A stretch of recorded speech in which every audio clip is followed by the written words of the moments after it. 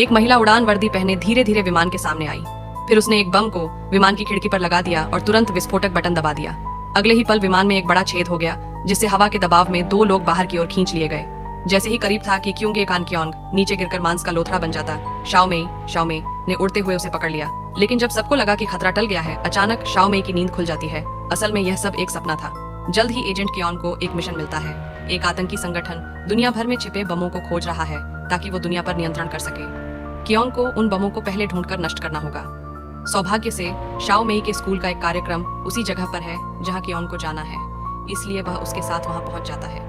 उसी समय CIA agent दाशान को अपहरणकर्ताओं का फोन आता है। वे उसे अकेले एक जगह जाने का आदेश देते हैं। पहले तो वह मना करना चाहता है, लेकिन तभी उसे अपने बेटे की एक तस्वीर मिलती है। उसे अगवा कर लिया गया है। बेटे को बचाने के लिए दाशान मजबूरी में उनके बताए स्थान पर पहुंचता है।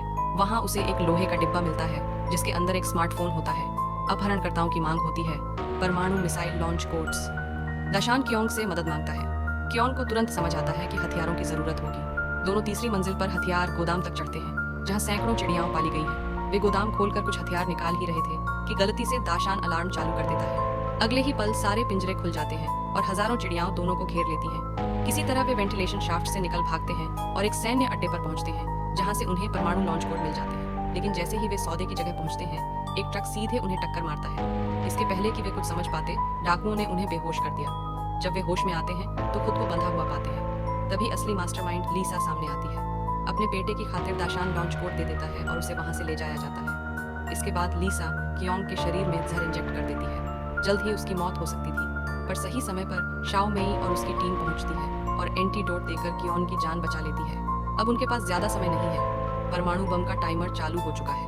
वे तुरंत मिसाइल लॉन्च केंद्र की ओर दौड़ते हैं। रास्ते में कई डाकुओं को ढेर करते हुए पुलिस भी पीछा करती है और लीसा को पकड़ लेती है।